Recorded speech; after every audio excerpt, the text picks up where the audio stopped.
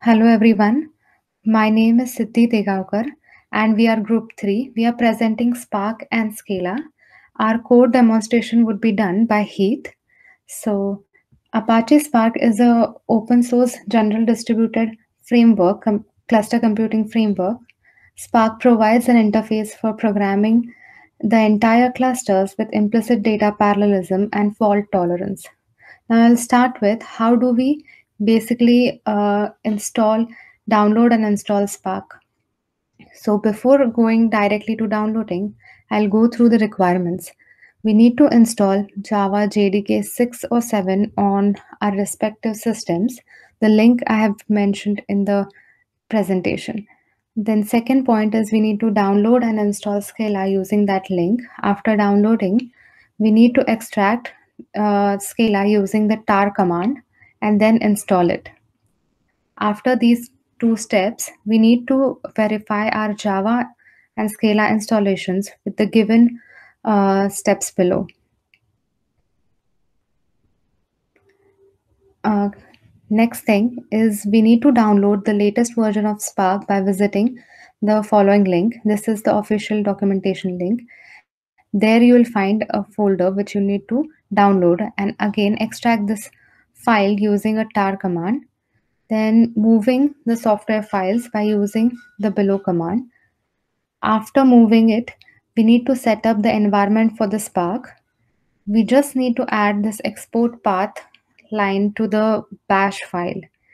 And for the after installation, further we need to check whether this installation is successful by using spark-shell command.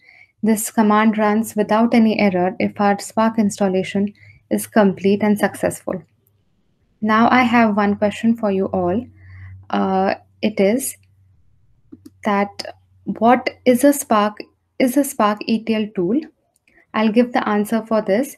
Yes, the Spark is ETL tool and it is free to use and download as well. It is used to make our computations faster. Next, I'll move on to Priyen, who will explain the features of Spark. Hello everyone, Priyan here. Getting started with Spark. Let us see what are the features of Spark. First one is shift processing.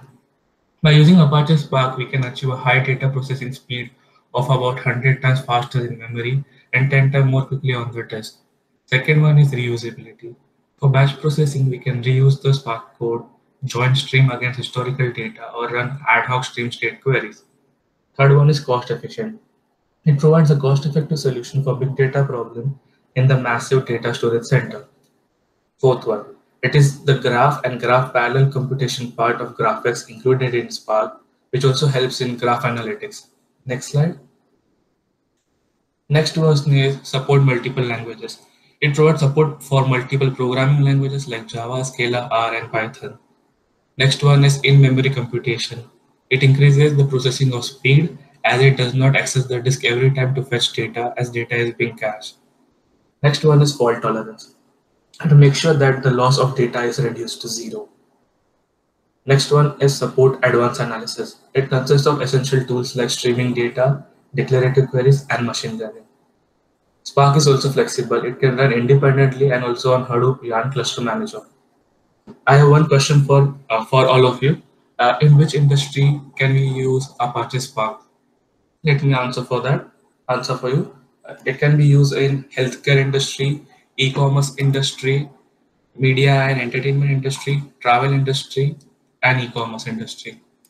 Next slide will be explained by Utsav.